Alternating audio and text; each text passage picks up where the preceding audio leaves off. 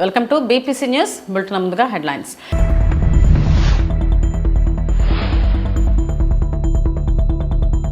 ఎన్నికల ప్రచారం మధ్య మహిళలకు భారీ ఊరట. 5,000 జమ చేసిన తమిళనాడు సీఎం ఎంకే స్టాలిన్.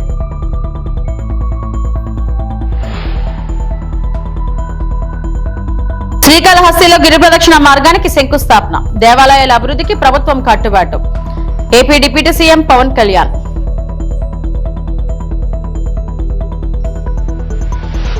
వితంతు పింఛన్ల సమస్యకు త్వరలో పరిష్కారం. మంత్రి కొండపల్లి శ్రీనివాస్.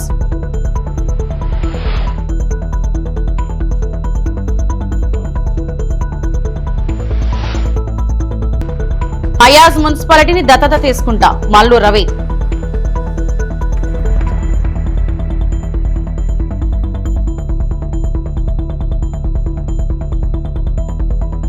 లక్సిట్పేట కౌంటింగ్ లో ఉద్రిక్తత. సీసీ ఫుటేజ్ చూపాలని అభ్యర్థుల డిమాండ్. తమిళనాడు శాసనసభకు ఏప్రిల్ నెలలో ఎన్నికలు జరగనున్నట్లు ప్రచారం జరుగుతున్న నేపథ్యంలో ఆ రాష్ట్ర ముఖ్యమంత్రి ఎంకే స్టాలిన్ మహిళలకు గుడ్ న్యూస్ చెప్పారు. కలైంగర్ పథకం కింద ఒక్కొక్కరికి 5,000 రూపాయలు చొప్పున రాష్ట్రంలోని 1.3 కోట్ల మంది మహిళల ఖాతాల్లో డబ్బు జమ చేసినట్లు ప్రకటించారు. ఈ మొత్తంలో 2,000 సమ్మర్ స్పెషల్ అని పేర్కొన్నారు. ప్రతి నెల మహిళలకు అందించే 1,000 రూపాయల ఆర్థిక సహాయాన్ని ముందుగానే అందించినట్లు తెలిపారు. அதை சமாளித்து மக்களின் உயிரை காத்தது மட்டுமில்லை, அவங்க வாழ்வாதாரத்தை காக்க 4,000 ரூபாய் நிவாரணத் தொகையையும் வழங்கணும்.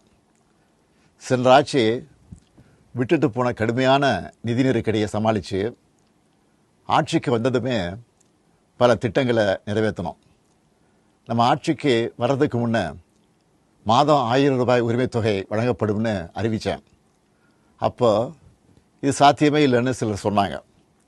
ஆனாலும் நிதி நெருக்கடியை சமாளித்து ஒன்றிய அரசினுடைய ஓரவஞ்சனையை மீறி கடந்த 2023ஆம் ஆண்டு செப்டம்பர் மாதம் முதல் கலைஞர் மகளிர் உரிமை திட்டத்தை வெற்றிகரமாக செயல்படுத்திட்டு வரோம். முதல்ல 1,13,00,000 மகளிருக்கு பயனளித்த இந்த திட்டம் அண்மையில் அது விரிவுபடுத்தப்பட்டு இப்போ 1,31,00,000 குடும்பத் தலைவிகள் பயன்பெற்று வராங்க. இது வெறும் நிதி உதவி இல்லை, సమూహத்தில் పెన్గల్ ఆర్ట్రం పంగళిపై. శ్రీకాళహస్తి క్షేత్రంలో గిరి ప్రదక్షిణ మార్గానికి శంకుస్థాపన కార్యక్రమం ఘనంగా నిర్వహించారు. కార్యక్రమంలో ఆంధ్రప్రదేశ్ ఉప ముఖ్యమంత్రి పవన్ కళ్యాణ్ పాల్గొన్నారు. ఈ సందర్భంగా పవన్ కళ్యాణ్ మాట్లాడుతూ రాష్ట్రంలోని అన్ని దేవాలయాలకు అవసరమైన సదుపాయాలు కల్పించేందుకు కూటమి ప్రభుత్వం సిద్ధంగా ఉందన్నారు. దేవాలయాల అభివృద్ధి, భక్తులకు మెరుగైన వసతులు కల్పించడం ప్రభుత్వ ప్రధాన లక్ష్యమని తెలిపారు. శ్రీకాళహస్తి క్షేత్రగిరి ప్రదక్షిణ మార్గం అభివృద్ధితో భక్తులకు మరింత సౌకర్యం కలుగుతుందని ఆయన పేర్కొన్నారు. ఈ కార్యక్రమంలో దేవాదాయ శాఖ మంత్రి ఆనం రామనారాయణ రెడ్డి తదితరులు పాల్గొన్నారు. ధర్మ పరిరక్షణకి చాలా ముందుండి నడిపిస్తున్న ఆలయాల నిర్వహణకి నిరాదరణకి గురై అలాంటి పరిస్థితుల్లో ధర్మాదాయ శాఖ మంత్రివర్యులు బాధ్యత తీసుకున్న తర్వాత ఆనం రామనారాయణ రెడ్డి గారి పాలక మండలి కనుక నిజంగా వారి విధులు కనుక నిర్వహించుంటే ఈ తప్పులు జరుగుండేవి కామేమో నాకు అనిపిస్తాయి. సో భవిష్యత్తులో వాళ్ళు చేసిన ఆ తప్పిదాలు కానీ ఆ అపచారాలు కానీ మనం చేయకుండా ఉండాలి. మనకి ఆ సర్వేశ్వరుడి ఆశీస్సులు మనకు బలంగా ఉండాలంటే మనం పాలిటిక్స్ అసైడ్ లేదంటే ఎటువంటి విషయాలకి తావివ్వకుండా నిజంగా మనం ఆ పరమేశ్వరుడు మనం రక్షిస్తాడు కాబట్టి ఆయన కృతజ్ఞతాపూర్వకంగా మనం అపచారాలు జరగకుండా చూసుకోవాలి. పాలక మండలి బాధ్యతను మనస్ఫూర్తిగా మీ అందరికీ ఒక విన్నపంతో తెలియజేసుకుంటున్నాను. అలాగే 22 కిలోమీటర్ల ఈ గిరి ప్రదక్షిణ మార్గాన్ని దాదాపు 10 కోట్ల రూపాయలు వెచ్చించి ఈ రోజున అంతకుముందు పెట్టింది కాకుండా 10 కోట్ల అదనంగా ముఖ్యమంత్రి గారి ఆధ్వర్యంలో జరుగుతూ ఉంది. అలాగే దీన్ని మొత్తం రెండు వైపు భవిష్యత్తులో బాగా చక్కగా మన పచ్చదనం ఉండేలాగా మొక్కలు నాటే కార్యక్రమాన్ని కూడా శివరాత్రి బ్రహ్మోత్సవాల అనంతరం శ్రీకారం చుట్టబోతున్నాం. శ్రీకాళహస్తి గిరి ప్రదక్షిణ ద్వారా ప్రతి భక్తుడికి ప్రతి భక్తురాలికి కైలాసగిరి ప్రదక్షిణ చేసిన పుణ్యఫలం దక్కాలని మనస్ఫూర్తిగా ఈ సందర్భంగా నేను కోరుకుంటున్నాను. గౌరవ ప్రధానమంత్రి శ్రీ నరేంద్ర మోదీ గారి మార్గనిర్దేశకత్వంలో చంద్రబాబు నాయుడు గారి నాయకత్వంలో కూటమి ప్రభుత్వం అధికారం చేపట్టిన నాటి నుంచి ప్రతి అడుగులో కూడా మన ధర్మ పరిరక్షణకి కృషి చేస్తూ ఆలయాలకు వెళ్ళే రోడ్లను అభివృద్ధి చేస్తాం. ఇందాక మనం రామనారాయణ రెడ్డి గారు చెప్పినట్టుగా అసలు ఏజెన్సీ ప్రాంతాల్లో కూడా భక్తులు కోరుకుంటే అక్కడ ఆలయాలు నిర్మించాలని చాలా చాలా గొప్ప సంకల్పం అది. దాన్ని ముందుకు తీసుకెళ్తున్నందుకు మనస్ఫూర్తిగా మనసావాచ వారికి నేను కృతజ్ఞతలు తెలియజేసుకుంటా ఉన్నాను. అలాగే చాలా సందర్భాల్లో కొన్ని గుళ్ళకి నేను ప్రత్యేకించి వారికి దృష్టికి తీసుకొచ్చినప్పుడు, ఉదాహరణకి ఐఎస్ జగన్నాథపురం లక్ష్మీనరసింహస్వామి వారి క్షేత్రానికి కొండపైకి వెళ్ళారు, ఘాట్ రోడ్డుకి 3,70,00,000 వ్యయంతో నిర్మిస్తున్నాం. వారి సహకారం మర్చిపోలేదు. అలాగే కోటప్పకొండ పరిసరాల్లో కూడా రోడ్ల నిర్మాణం చేపడితే కోటప్పకొండ నుంచి కొత్తపాలెం గ్రామం వైపు వెళ్ళే రోడ్డుని సుమారు 4 కోట్లతోటి నిర్మించి ప్రజలకి అందుబాటులో తీసుకొస్తా ఉన్నాం. వితంతు పింఛన్లకు త్వరలో మోక్షం కల్పిస్తామని మంత్రి కొండపల్లి శ్రీనివాస్ తెలిపారు. పింఛన్ల పంపిణీపై ఉంగుటూరు ఎమ్మెల్యే ధర్మరాజు అడిగిన ప్రశ్నకు ఆయన అసెంబ్లీలో సమాధానమిచ్చారు. ఈ సందర్భంగా మంత్రి మాట్లాడుతూ అర్హులైన వితంతులకు పింఛన్లు సకాలంలో అందేలా చర్యలు తీసుకుంటున్నామని చెప్పారు. పెండింగ్ లో ఉన్న దరఖాస్తులను పరిశీలించి అర్హత ఉన్నవారికి పింఛన్లు మంజూరు చేస్తామని తెలిపారు.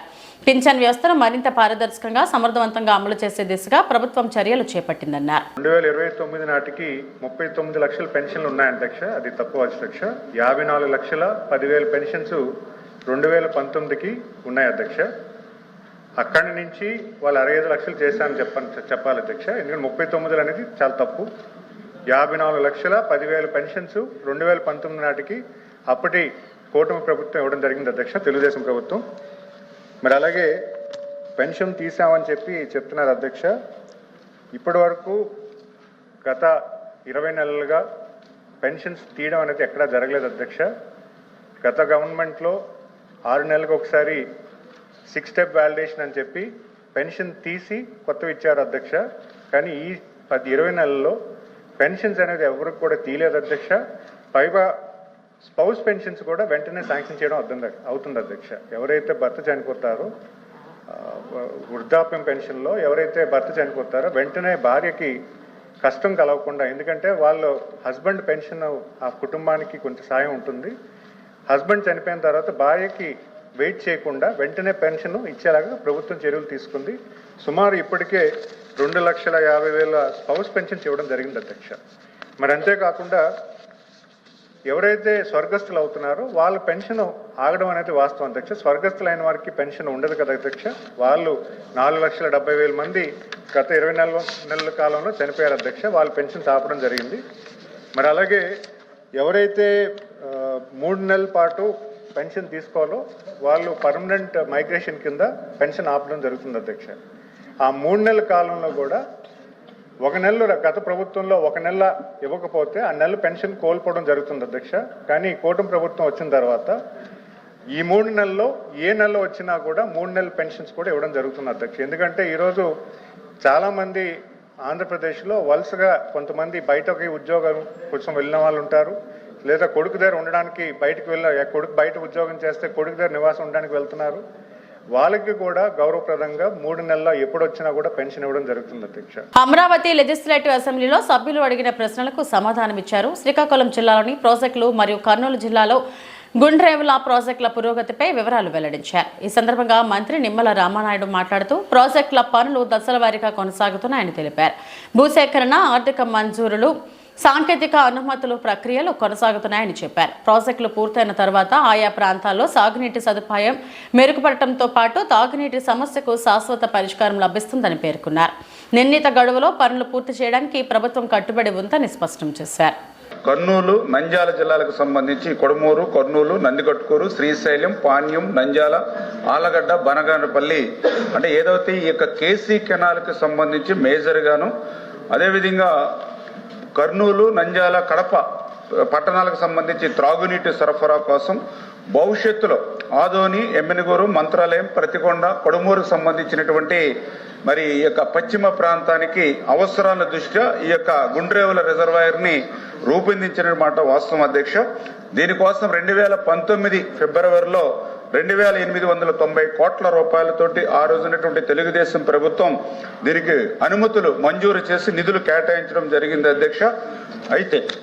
అయితే దీనికి కొంత ఇంటర్స్టేట్ ప్రాబ్లమ్స్ రావడంతో, అంటే ఏదైతే ఈ గుండ్రేవుల ద్వారా మన రాష్ట్రంలో అయితే 11 గ్రామాలు ముంపుకు గురవుతూనే 15,200 ఎకరాలు. అయితే మన రాష్ట్రం కాబట్టి మనకి ఇబ్బంది లేదు అధ్యక్ష. కాకపోతే తెలంగాణలో ఉన్నటువంటి 5 గ్రామాలు అంటే 7,800 ఎకరాలు ముంపుకు గురవడం, కర్ణాటకలో 400 ఎకరాలు అంటే టోటల్గా 23,129 ఎకరాలు ఏదైతే ఈ యొక్క ఇంటర్ స్టేట్లో ఉన్నటువంటి ప్రాబ్లమ్స్ ఉన్నాయో దీనివల్ల ఏదైతే తెలంగాణ అదేవిధంగా కర్ణాటక సంబంధించి వాళ్ళ ఎక్స్పెక్టెన్స్ అంటే ఏదైతే సమ్మతి గురించి మనం కూడా వాళ్ళతో డిస్కషన్ చేస్తూ ఉన్నాం అధ్యక్ష. ఇంకా వాళ్ళ దగ్గర నుంచి మరి సమ్మతి ఒకటి రావాల్సిన అవసరం ఉంది. రెండవది ఏదైతే కేఆర్ఎంబి అదేవిధంగా సిడబ్ల్యూసి అదేవిధంగా ఎపెక్స్ కౌన్సిల్ అనుమతులు ఒకటి రావాల్సి ఉంది అధ్యక్ష. తప్పనిసరిగా ఇంటర్ స్టేట్ అంతర్రాష్ట్ర సమస్యలు ఏవైతే ఉన్నాయో వాటిని పరిష్కారం చేసి ఈ గుండ్రేవులను ముందుకు తీసుకెళ్లేటువంటి విధంగా ఈ ప్రభుత్వం చర్యలు తీసుకుంటుందని చెప్పి మీ ద్వారా తెలియజేస్తున్నాను అధ్యక్ష. మల్లు రవి అయాజ్ మున్సిపాలిటీని దత్తత తీసుకుని అభివృద్ధి చేస్తానని తెలిపారు. ప్రజలు తనను ఓడించినా కూడా ప్రాంత అభివృద్ధి కోసం కట్టుబడి పనిచేస్తానన్నారు. మున్సిపాలిటీ అభివృద్ధికి అవసరమైన నిధులు మౌలిక వసతులు కల్పించేందుకు కృషి చేస్తానని ఆయన చెప్పారు. రాజకీయాలు పక్కన పెట్టి ప్రజాసేవే తన లక్ష్యమని స్పష్టం చేశారు. ప్రాంత ప్రజల సమస్యలను పరిష్కరించేందుకు నిరంతరం అందుబాటులో ఉంటానని మల్లు రవి పేర్కొన్నారు. ఈ ఐజా పట్టణాన్ని నేను పార్లమెంట్ సభ్యుడిగా నాగర్ కర్నూలు పార్లమెంట్ లో దత్తత తీసుకున్నానని ప్రకటించాను. ఈ దత్తత తీసుకోవటం వల్ల ఇక్కడ రాష్ట్ర ప్రభుత్వం నుంచి వచ్చే రోడ్ల కోసం గాని, డ్రైన్ల కోసం గాని, ఇండ్ల కోసం గాని, పెన్షన్ల కోసం గాని, రేషన్ కార్డుల కోసం గాని, ఉద్యోగం కోసం గాని అన్ని రకాల స్కీములు ప్రణాళికలు ఈ ఐజా పట్టణంలో ఇంప్లిమెంట్ చేసి దాని ద్వారా ఇక్కడ ఉన్న ప్రజల జీవన విధానంలో ఒక పెను మార్పు తీసుకొని రావాలనే ఉద్దేశంతో నేను సంపత్ గారు మాట్లాడుకుని మరి దీన్ని దత్తత తీసుకోవటం జరిగింది. లక్సెట్టిపేట మున్సిపాలిటీలో ఎన్నికల కౌంటింగ్ సందర్భంగా ఉద్రిక్తత చోటు చేసుకుంది. 3వ వార్డుకు సంబంధించిన 2వ బ్యాలెట్ పెట్టెలకు కవర్ సీల్ లేకపోవడంతో అభ్యర్థులు ఆందోళన వ్యక్తం చేశారు. ఈ అంశంపై అధికారులు అభ్యర్థుల మధ్య వాగ్వాదం జరిగింది. కొంతమంది అభ్యర్థులు కాంగ్రెస్ అభ్యర్థులు అక్రమాలకు పాల్పడ్డారని ఆరోపించారు.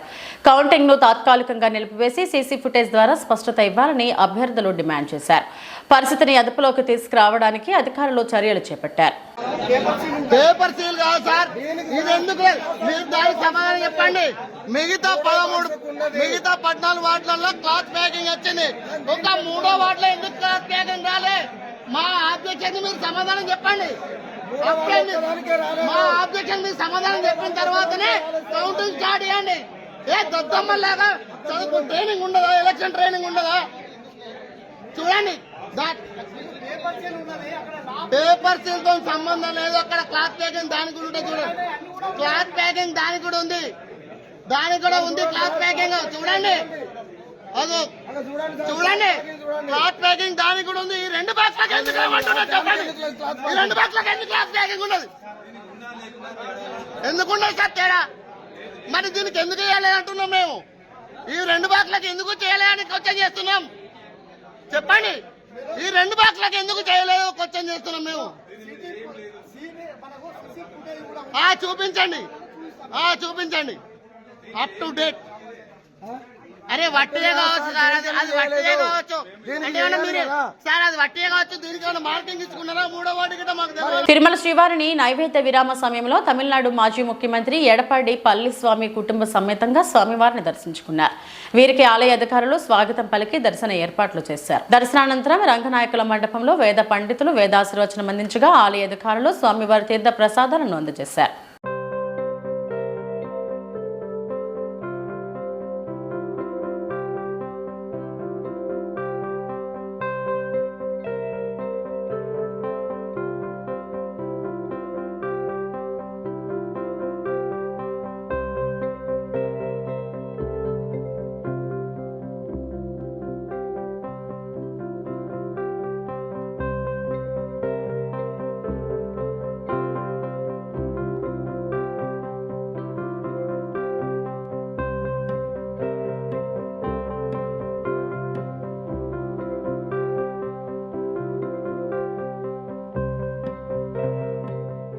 విశాఖపట్నంలోని ఆర్కే బీచ్ సాగర తీరాన మహాశివరాత్రి సందర్భంగా ఈ నెల 15న ఆదివారం 41వ మహాకుంభాభిషేకం నిర్వహించనున్నట్లు ఉత్సవ కన్వీనర్ తెలుగు శక్తి అధ్యక్షులు బీవీ రామ్ తెలిపారు.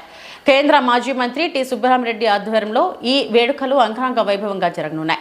విశాఖ ప్రజలు సుఖ సంతోషాలతో వర్ధిల్లాలని, ప్రకృతి వైపరీత్యాలు రాకూడదనే సంకల్పంతో 40 ఏళ్ల క్రితం ఆర్కే బీచ్ వద్ద మహాకుంభాభిషేకానికి శ్రీకారం చుట్టినట్లు నిర్వాహకులు తెలిపారు.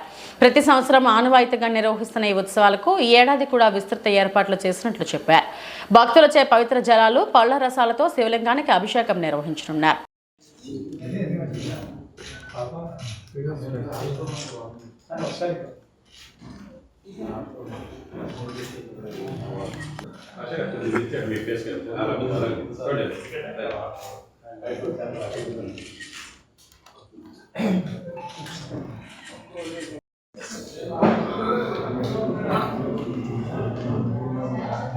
అందరికీ నా ఉదయపూర్ నమస్కారాలు. రేపు 15 టీఎస్ఆర్ ఆధ్వర్యంలో 41వ మహా కుంభాభిషేకం చేయబోతున్నారు. ఇది గడిచిన 40 సంవత్సరాల ఇది తాతగారైన శివభక్తులు గారు ఒకటే చెప్పారు, సుబ్రహ్మణ్య గారు, ఇది విశాఖపట్నంలో మీరు చేస్తే విశాఖపట్నం ప్రజలకి మంచిదని, ఎటువంటి ఆటంకం రాకుండా విశాఖపట్నం అవుతాయని చెప్పి మనం చేశారు. క్రమం తప్పకుండా సుబ్బరామరెడ్డి గారు ఆచరిస్తున్నారు.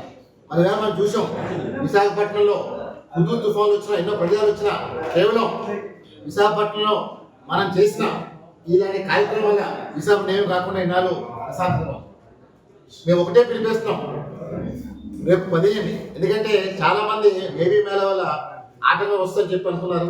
కానీ నేను స్వయంగా కలెక్టర్ గారి దగ్గరికి, అలాగే నేవీ కమాండర్ మనోజ్ కుమార్ కట్టడం జరిగింది. వాళ్ళు ఒకటే చెప్పారు, డెఫినెట్గా నేవీ కమాండర్ మనోజ్ కుమార్ ఒకటే అన్నారు, మేము ఈ కార్యక్రమం ఆపం, నేను కూడా శివభక్తునే, డెఫినెట్గా మేము అడ్జస్ట్ చేసుకొని మీకు కోఆపరేట్ చేస్తామని చెప్పి అని హామీ ఇచ్చారు. కలెక్టర్ గారికి ఇదే విషయం చెప్పారు, ఫోన్ చేసి మాట్లాడారు, మీరు సపోర్ట్ అని చెప్పారు. డెఫినెట్గా we are thankful to the district administration అందరికీ. రేపు ఎందుకంటే ప్రతి సంవత్సరం సుబ్బరామరెడ్డి గారు భక్తుల చేత అభిషేకం చేస్తారు, అది క్రమం తప్పకుండా ఈ సంవత్సరం కూడా భక్తులు ఈ అవకాశాన్ని సద్వినియోగం చేసుకుని మనం చేస్తున్నాం. డెఫినెట్గా ఆ రోజు మధ్యాహ్నం హోమం, సాయంకాలం కార్యక్రమం కూడా ఉంది. దాన్ని డెఫినెట్గా ఇది ఎందుకంటే ఏమీ ఆశించకుండా సుబ్బరామరెడ్డి గారు 41వ సంవత్సరం ప్రజలు బాగుండాలి, నేను ఏదైతే విశాఖ దత్తత తీసుకున్నానో నా ప్రాంతం సుభిష్టంగా ఉండాలని చెప్పి ఆయన నిరంతరం పోరాడుతున్నారు. ఎందుకంటే ఇది అందరికీ రాజు ఉదయం, మరి నిజంగా భగవంతుడు ఆయనకి ఇచ్చిన మంచి ఉదయం విశాఖపట్నంలో చేస్తున్న పుణ్యం అదృష్టం మనం చేస్తాను. డెఫినెట్గా రేపు 15వ తారీఖుని ప్రజల్ని, శివభక్తుల్ని అందరినీ పాల్గొని కోరుతున్నారు. ఈ కార్యక్రమాన్ని జయప్రద దివస్గా తెలుగు శక్తి ఉత్సవ కన్వీనర్గా మనం చేస్తాం. ఎమిగ్నూరు కోతులబావి ప్రాంతంలో దశాబ్దాలుగా వ్యాపారం చేస్తున్న 15 కుటుంబాలు తమను రోడ్డున పడేశారని ఆవేదన వ్యక్తం చేశాయి. మున్సిపల్ అధికారులు శాశ్వత దుకాణాలు కట్టిస్తామని చెప్పడంతో షాపులు ఖాళీ చేశామని, తర్వాత గుడి స్థలం అంటూ వివాదం సృష్టించారని ఆరోపించారు. జిల్లా టీడీపీ ప్రతినిధి బందెన్వాస్ బాధితులకు న్యాయం జరుగుతుందని తెలిపారు.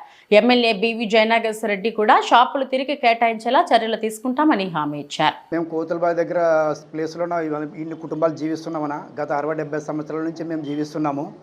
ఇప్పటి వరకు ఏ పార్టీ వాళ్ళు కూడా, వైఎస్ఆర్ పార్టీలు కానీ, కాంగ్రెస్ పార్టీలు కానీ, టీడీపీ పార్టీలు కానీ ఎవరిని కూడా మమ్మల్ని ఇంతవరకు టచ్ చేసింది లేదు, అక్కడి నుంచి ఖాళీ చేయాలని చెప్పింది లేదు. ఇప్పుడు ఎమ్మెల్యే జయనాగేశ్వర రెడ్డి గారు గతంలో వాళ్ళ తండ్రి గారు ఇచ్చిన హామీ, ఎప్పటికైనా మీకు మేము పర్మనెంట్గా పట్టాలు ఇస్తానని భీమోహన్ రెడ్డి గారు చెప్పినారు. అదేవిధంగా ఆయన క్రీసేసినందుకు జయనాగేశ్వర రెడ్డి గారు పిలిచి, మీది మున్సిపాలిటీ స్థలము, మీరు ఖాళీ చేస్తే మీకే ఆ ప్లేస్లో స్థలాలకు అందరికీ మీకు బంకులు వేసిస్తాము, మీరంతా రోడ్డుకు వచ్చినారు, కొద్దిగా ఎన్నిక జరిపి మిమ్మల్ని అంతా లైన్గా ఒకే లెవెల్గా మీకు చేస్తామని చెప్పినారు. అందుకు కమిషనర్ గారు పోయిన సంవత్సరం డిసెంబర్లో పిలిపించి చెప్పడం జరిగింది. మేము తర్వాత ఎమ్మెల్యేతో కలిసే మీకే చేస్తామని చెప్పినారు. అందుకు ఆ ఎమ్మెల్యే కమిషనర్ మాటిని మేము కాల్ చేసినాము. ప్లేస్ అంతా ఖాళీ చేసిన తర్వాత వీళ్ళు దౌర్జన్యంగా విశ్వ హిందూ పరిషత్తుల్లో వచ్చేసి కాంపౌండ్ వేసి స్థలము టెంపుల్ అని బెదిరిస్తున్నారు. మమ్మల్ని అక్కడ దగ్గర రానియడం లేదు, మా బండలు వాళ్ళు కొడుతున్నారు, మమ్మల్ని దగ్గర కూడా రానియడం లేదు. మమ్మల్ని ప్రభుత్వం ఏ విధంగా ఎలాగైనా ఆదుకోవాలని కోరుకుంటున్నాం. కమిషనర్ సార్ చెప్పిన దానికోసం ఆయన విలువ ఇస్తాం సార్, మేము 10 అడుగులు వెనుక పోవాలని చెప్పిన దానికోసం మేము తీసినాం సార్. మేము ఇప్పుడు ఎవరో వచ్చి కాస్త అదింత తీసిన దానికోసమే మాది అని పట్టి మాకు కులాల మతాలు అడ్డం పెడుతున్నారు సార్. ముస్లిమ్స్లు బతుకుతుంటారు అక్కడ ఎక్కువ, హిందువులు తక్కువ బతుకుతుంటారు సార్. అట్లాంటి అంతా మనుషులంతా ఒకటే సార్. ఎవరికైనా మేము దేవుడే కదా సార్. అని నేను ప్రార్థిస్తున్నాను. దయచేసి మాకు న్యాయం చేయండి సార్, తెలుగు కమిషనర్ సార్, న్యాయం చేయండి సార్. ఇప్పుడు నిన్న మరి తీసిపారుస్తున్నారు సార్, మాకు న్యాయం చేయండి సార్, దయచేసి న్యాయం రోడ్న పడ్డాం సార్, మా భార్య తీరిపోయింది సార్, కొంచెం చేయండి సార్, మా పిల్లలు ఉన్నారు, ఆడపిల్లలు ఉన్నారు సార్, దయచేసి మీకు నమస్కారం చెప్తాను సార్. తమ న్యాయపరమైన సమస్యలను పరిష్కరించాలని డిమాండ్ చేస్తూ రాష్ట్ర ఉపాధ్యాయ సంఘం ఆధ్వర్యంలో శుక్రవారం ఉదయం చిత్తూరు నగరంలో ఉద్యోగులు ధర్నా నిరసన కార్యక్రమాలు చేపట్టారు. కలెక్టరేట్లో ధర్నా కార్యక్రమానికి కలెక్టర్ అనుమతి ఇవ్వకపోవడంతో స్థానిక గాంధీ సర్కిల్ వద్ద ఉపాధ్యాయులు తమ ధర్నాలు, నిరసనలు, కార్యక్రమాలను కొనసాగించాల్సి వచ్చింది. ఈ సందర్భంగా ఎస్టీయు జిల్లా అధ్యక్ష ప్రధాన కార్యదర్శులు మదన్ మోహన్ రెడ్డి, షేక్ ఇలియాస్ మీడియాతో మాట్లాడారు. తక్షణమే 12వ వేతన సవరణ సంఘాన్ని ఏర్పాటు చేయాలని, అప్పటి వరకు 30% మేర మధ్యంతర భృతిని మంజూరు చేయాలన్నారు. అదేవిధంగా ఉద్యోగ ఉపాధ్యాయులకు రావాల్సిన ఆర్థిక బకాయిలను వెంటనే చెల్లించాలని, 2003 డిఎస్సీ ఉపాధ్యాయులు, పోలీసులకు పాత పెన్షన్ విధానాన్ని అమలు చేయాలని, సిపిఎస్ను వెంటనే రద్దు చేయాలని డిమాండ్ చేశారు. అధ్యక్షుడిగా నేను పనిచేస్తున్నాను. నా పేరు మదన్ మోహన్ రెడ్డి. ఎస్టీయు రాష్ట్ర శాఖ ఇచ్చిన పిలుపు మేరకు ఏదైతే కూటమి ప్రభుత్వం ఎన్నికలకు ముందు హామీ ఇచ్చిందో ఎన్నికల ప్రణాళికలో, ఆ ఎన్నికల ప్రణాళికని అమలు చేయాలా, ఏదైతే ఆర్థిక పరమైనటువంటి హామీలు ఉద్యోగస్తులకు ఇచ్చిందో అదన్నీ కూడా అమలు చేయాలనేటువంటి డిమాండ్తో మా రాష్ట్ర శాఖ దశలవారీ పోరాటాన్ని పిలుపునిచ్చింది. అందులో భాగంగా జనవరి 30వ తేదీ ప్రతి మండల కేంద్రంలో కూడా తహసీల్దార్లకు వినతి పత్రం సమర్పించడం జరిగింది. ఈ రోజు ఫిబ్రవరి 13వ తేదీ జిల్లా కేంద్రాల్లో ధర్నా నిర్వహించమని తెలియజేశారు. ఫిబ్రవరి 25వ తేదీ చలో విజయవాడ కార్యక్రమం కూడా చేపట్టబోతున్నాం. ముఖ్యంగా 12వ పిఆర్సీ కమిషన్ కు చైర్పర్సన్ ని నియమించాలి. అలాగే 4 డిఏలు పెండింగ్ లో ఉన్నాయి. ఆ పెండింగ్ డిఏలు 4 కూడా మాకు వెంటనే మంజూరు చేయాలి. సిపిఎస్ విధానం పైన సమగ్రమైనటువంటి విధానం మేము తీసుకొస్తామని చెప్పి గతంలో హామీ ఇవ్వడం జరిగింది. గతంలో మనకు ఎన్నికలకు ముందు గౌరవ ముఖ్యమంత్రి కానీ, గౌరవ ఉప ముఖ్యమంత్రి కానీ ఇద్దరు కూడా హామీ ఇవ్వడం జరిగింది. మెరుగైనటువంటి విధానాన్ని సిపిఎస్ విధానం పైన ప్రకటిస్తామని. సో ఆ డిమాండ్ కూడా పరిష్కరించాలని చెప్పి కూడా తెలియజేస్తూ, రిటైర్ అయినటువంటి ఉద్యోగస్తులకి 15 నెలలు కావస్తున్న గ్రాట్యుటీ కూడా వచ్చేటువంటి పరిస్థితి లేదు. సో రిటైర్ అయినటువంటి ఉద్యోగస్తులందరికీ కూడా గ్రాట్యుటీ మంజూరు చేయాలి. అలాగే పిఎఫ్ కానీ, ఏపీజీఎల్ఐ కానీ ఇవన్నీ కూడా వాళ్ళకు రిటైర్ అయినటువంటి ఉద్యోగస్తులకి ఫైనల్ పేమెంట్స్ సంవత్సరాలు 15 నెలలు 16 నెలలు అయింది, ఇప్పటికీ అట్లే పెండింగ్ లోనే ఉన్నాయి. సో వాళ్ళు రిటైర్ అయినటువంటి ఉద్యోగులు వాళ్ళ పిల్లలకు పెళ్లిళ్ళ విషయంగా కానీ, లేదు ఇల్లు కట్టుకోవాలనేటువంటి ఉద్దేశంతో కానీ ఈ డబ్బులు వస్తాయని చెప్పి వాళ్ళు 1000 కళ్ళతో ఎదురు చూస్తున్నారు. కానీ ప్రభుత్వము ఇవ్వలేదు ఇంతవరకు. సో ఇవన్నీ కూడా ఈ డిమాండ్లు పరిష్కరించాలని చెప్పి కూడా దశలవారీ పోరాటంలో ఈ రోజు జిల్లా స్థాయిలో చేస్తున్నాము. సో వెంటనే ప్రభుత్వం ఈ సమస్యలన్నీ కూడా పరిష్కారం చేయాలని చెప్పి కూడా మేము కోరుతున్నాము. ఎస్టీయు జిల్లా శాఖ. ఇవి ఇప్పటివరకు నా బులెటిన్ అప్డేట్స్. నమస్తే.